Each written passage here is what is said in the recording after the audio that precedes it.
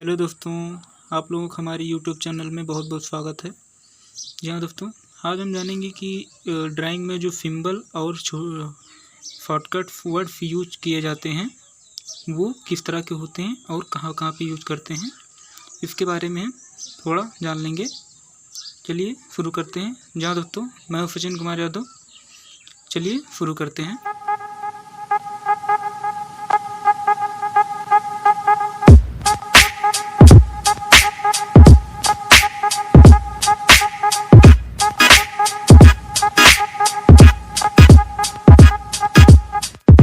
देख रहे होंगे कि ये शेड्यूल में जो दिया गया है, यहाँ पे F1 दिया गया है, फिर T दिया गया है, फिर 12 दिया गया है, फिर ये बार का जो फैप है, फैप के नीचे जो शेड्यूल उसका दिया गया है, फैप दिया गया है, @ ये क्या होता है कि इसका जो शॉर्टकट शब्दों का शॉर्टकट है यूज करके, जिससे ड्राइंग की उसकी आकर्षण बढ़ जाता है और कम शब्दों में अधिक से अधिक चीज़ों को दर्शाने का स्थान मिल जाता है, जिससे एक पेपर पे सारे कंस्ट्रक्शन सारे स्ट्रक्चर के सभी चीज़ों को दर्शा दिया जाता है। तो चलिए बारी बारी इसके बारे में जान लेते हैं। तो दोस्तों, आप लोग देख सकते हैं कि बड़े सिंपल शब्दों में लिखा है कि ये यहाँ पे जो टर्म यूज किए जाते हैं, शॉर्टकट यूज किया जाता है, सिंबल यूज किए जाते हैं, इनका क्या मतलब होता है। कि जो फर्स्ट में लिखा है ये 11 का यहाँ पे दिया गया नंबर ऑफ बार। उसके बाद फिर LD का मतलब फी नीचे लिखा है बॉटम में।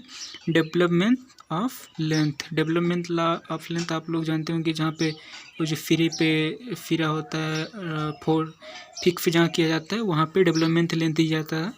फिर उसके बाद दिया गया टी का यहाँ पे क्या यूज किया गया, टॉर स्टील। फिर देन आफ्टर है 12 ये डाया ऑफ बार है। फिर @ द रेट का मतलब दिखाता है यहाँ पे उसके जो स्पेस दिया जाता है, स्पेस, तो @ स्पेस के लिए यूज करते हैं। तो स्पेस हमारा कितना है, 150 है, यानी ये जो फरिए पड़ेंगे तो फरिए के बीच का जो डिस्टेंस होगा इसके सेंटर हमारा 150 mm होगा। ये mm में है। स्पेसिंग ऑफ बार इसके जस्ट एरो के द्वारा दिखाया जा रहा है। फिर जस्ट इसके बाद लिखा है सेंटर टू सी बाई सी का मतलब होता है सेंटर टू सेंटर, यानी कि किसी संरचना का जो फैप होगा तो उसका चौड़ाई कितना भी हो या लंबाई कितना भी हो, तो हम उसकी जो बीच की जो दूर डिस्टेंस लेंगे उसके जस्ट सेंटर पे लेंगे, उसके वहाँ पे चौड़ाई से कोई मतलब नहीं रह जाएगा, इसलिए यहाँ पे सेंटर दिया गया। फिर इसके बाद दिया गया है A1 यहाँ पे बार मार्क दिखा रहा है। जैसे अगर एक ही पेज पे कई ड्राइंग दर्शाई जाती है तो वहाँ पे उसके नाम चेंज कर दिए थे, A1 कर दिया जाता है, B1 कर दिया जाता है, तो ये बार मार्क दर्शाया जा रहा है।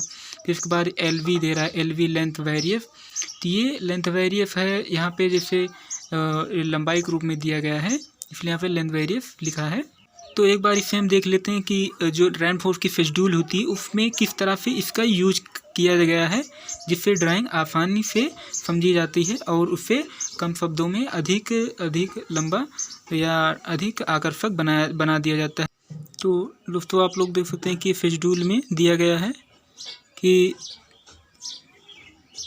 यहाँ पे शेड्यूल में जैसे F1 के बाद बार मार्क के नीचे लिखा है F1, फिर डिस्क्रिप्शन में लिखा है 12 फिर F लगा के फिर लिखा है T25, यानी फिर यहाँ पे 12 बार और T का मतलब होता है यहाँ पे डाया से संबंधित है, तो ये 25 mm की 25 mm की सरिया रहेगी और 12 सरिया रहेगी। यहाँ पे जो T दर्शाया गया है ये बार का डाया दर्शाया गया है। फिर जस्ट इसके नीचे F2 है। फिर यहाँ पे फैप में देखिएगा, यहाँ पे फैप में ये दिखा रहा है कि मतलब ये अगर फरिए को हम बेंड करेंगे या लंबी फरिया को अगर बेंड किया जाते हैं तो उसका फैप कैसे होगा, और उसका जब उसका बार बेंडिंग शेड्यूल बनाया जाएगा तो इसका फैप किस तरीके होगा, ये फैप यहाँ पे इसको आसानी करने के लिए यहाँ पे दर्शाया गया है। फिर F2 है, यहाँ पे F2 12 mm फिर 16 mm की फरिया, फिर यहाँ पे इसका फैप दर्शाया गया इसके जस्ट आगे। फिर यहाँ पे F3 है, F3 6 mm की 6 फरिया 16 mm की जो टी से दर्शाया गया है 12 बार। फिर यहाँ पे दिखाया गया है F4 के बाद 2L मतलब का हो गया है 2 लेयर की, यहाँ मतलब यहाँ पे 2 लेयर की फरिया पड़ेगी। यहाँ पे एक एक एक एक पहले पड़ेगी, फिर जस्ट उसके बाद जो 16 mm की होगी एट द रेट मतलब कि जितनी स्पेस पे पड़ेगा 125 mm का 125 mm centre to centre distance रहेगा, ये एक स्टीरअप है। फिर जस्ट इसके बाद है F5 यहाँ पे इसकी दूसरी फरिया है, ये टू लेयर में भी रहेगी। फिर जस्ट ये 16 mm का रहेगा और 125 mm का सेंटर टू सेंटर रहेगा। फिर इसके नीचे दिया गया है G1 10। चलिए ये F1 F2 F3 F4 के ये ड्राइंग में देख लेते हैं कहाँ कहाँ पे ये दिखा।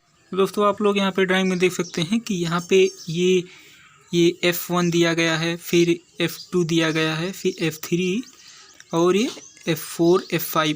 तो यहाँ पे F1 ये बाहर की तरफ ये बॉटम में दिया गया है, ये फरिए का सिंबल दिखा रहा है और मतलब यहाँ पे F1 की लोकेशन दिखा रहा है। फिर जस्ट इसके टॉप में दिखा रहा है कि ये F2 का ये हमारा फिज्मी कैरेक्टर है, जो आप पहले टाइम में हम आप लोगों को बता चुके हैं, आप पीछे वीडियो में जाके देख सकते हैं। तो जस्ट इसके बाद फिर यहाँ पे F3 है राइट साइड में, फिर यहाँ पे लेफ़्ट साइड में F3 है। फिर जस्ट बीच में इसका स्ट्रफ जो दिया गया है स्ट्रफ F4 F5 और डर्ट वाल साइड, ये हमारा फिज्मी कैरेक्टर है जो लॉन्गिट्यूडनल में रहेगा। और इसका हम सेक्शन देख लेते हैं, ये रहा इसका सेक्शन, ये सेक्शन में इस तरह दिखाई देगा। जो आप लोग देख रहे थे वहाँ पर यू आकार की शेप थी, ये देखिए यहाँ पे दिखाई दे रहा है F1 F2 जो यू आकार की साइज है, यहाँ पे दिखाई दे रहा है। और ये नीचे 300 जो दिखाई दे रहा है, यहाँ पे दिखा रहा है कि ये कंक्रीट पे ये जो सरफेस उसका जो पेयर कैप का जो सरफेस होगा उसके कितने अंदर ये जाएगा, उसके बाद बेंड होगा। यहाँ पे ये 300 इसलिए दिया गया क्योंकि ये इतना मैक्सिमम ज़रूरी है। आप इसके बाद रखते हैं तो ये आपके मजबूती के तौर पे ठीक रहेगा। बाकी यहाँ पे 300 जो दिया गया है ये मैक्सिमम है, ये इतना आवश्यक है। F4 F5 ये F4 F5 दिया गया है यहाँ पे, ये देखिए ऊपर से दिखाई दे रहा है टॉप से। तो चलिए आगे शेड्यूल में देख लेते हैं जो सिंबल का यूज हुआ है। इसके बाद हमारा G1 है, G1 टू 10 mm का 10 फरिया यानी 10 फरिया रहेगा और 20 mm की रहेगा, 20 mm डाया रहेगा जो टी यहाँ पे। फिर इसके यहाँ पे L, फिर फैप में दिया गया है L फैप का रहेगा उल्टा और L फैप का रहेगा। फिर यहाँ पे G2 है, G2 10 फरिया रहेगी 10 एयरफोर्स और 20 mm डाया का रहेगा। फिर ये L का रहेगा लेकिन ये जस्ट सीधी मतलब ऊपर की तरफ इसका जो नोक रहेगा L। फिर G3 है हमारा 3 फरिया रहेगा, फिर 20 mm का रहेगा और ये U आकार का नीचे की तरफ करके रहेगा। फिर जस्ट इसके नीचे है G4 2L मतलब 2 लेयर में और 16 mm डाया का रहेगा। एट द रेट मतलब यहाँ पे इसके फरिया के बीच में डिस्टेंस जो रहेगा फरिए टू सेंटर टू सेंटर, एक फरिए से दूसरे फरिए के बीच में जितना डिस्टेंस रहेगा वो 150 mm। सेंटर टू C/C जो लिखा है इसका मतलब सेंटर टू सेंटर हुआ। फरिए की मोटाई कितनी भी रहेगी या उसका डेप्थ कितना भी रहेगा, उसके हम जस्ट सेंटर से ही उसकी दूरी लेंथ एक फरिए से दूसरे फरिए के बीच में नापेंगे। क्या होता है कि कोई सोचता है कि वहाँ पे जो फरिए की बीच में का जो डिस्टेंस है, तो कुछ लोग होते हैं कि उसको किनारे से नापना स्टार्ट कर देते हैं। ये गलत है क्योंकि अब अगर वहाँ पे फरिए का डाया चेंज कर दिया जाए तो वहाँ पे जो स्पेसिंग होगी उसके बीच की कम हो जाएगी। फरिया का डाया अगर बढ़ा दिया जाए तो जैसे 12 mm की फरिया है, अगर वहाँ 20 mm की फरिया हो जाए तो दोनों तरफ मिला के लगभग कुछ mm कम हो जाएगा डिस्टेंस। लेकिन अगर सेंटर टू सेंटर डिस्टेंस देंगे तो दोनों का प्रॉपर ही उतना ही डिस्टेंस माना जाएगा। तो इसके बाद हम इसका जो यूज हुआ है कहाँ पे हुआ है इसको देख लेते हैं। ये रहा ट्रांसफर जो फिज्मी कैरेक्टर है उसका जो प्लान है यहाँ पे दिया गया है। यहाँ पे आप लोग देख सकते हैं ये टॉप प्लान है जो ऊपर से दिखाई देगा देखने पर। ये यहाँ पे देखिए आप लोग देख सकते हैं कि G1 जो लंबाई की दिशा में दिया गया है। फिर यहाँ पे जो G2 है ये भी लंबाई की दिशा में दिया गया, मतलब एक यू आकार का G1 का जो होगा एक तरफ से पड़ेगा, फिर दूसरी तरफ से G2 है जो दूसरी तरफ यू आकार का पड़ेगा, यानी ये इस तरफ के रूप में ही होगा। बस ये क्या है कि यू आकार का इसे काट के अलग अलग से दिया जा रहा है, ये इस तरफ के रूप में एक तरीके का है। फिर जस्ट इसके बीच में है जो G4 G5 ये फुल इस तरफ के रूप में रहेगा, ये अंदर की सरिया को इंडिकेट कर रहा है। जब इसका हम सेक्शन देख लेते हैं, ये है सेक्शन जो साइड से देखने पर दिखेगा। ये हमारा G1 G2 G3 जो सिंबल के रूप में दिखाया जा रहा है, आप लोग देख सकते हैं। ये देखिए G2 जो लेफ्ट की तरफ है ये यू आकार का दिखाई दे रहा है, फिर G1 जो है राइट की तरफ है ये भी यू आकार का दिखाई दे रहा है। फिर जो G4 G5 है ये है इस तरफ के रूप में, जो पूरी शेप में नहीं दिखाई दे रहा है, लेकिन ये एक इस तरफ के रूप में है, जो अगर हम इसको ऊपर से देखेंगे या सेक्शन के रूप में प्लान में देखेंगे तो उसमें इस तरफ के रूप में दिखाई दे रहा है।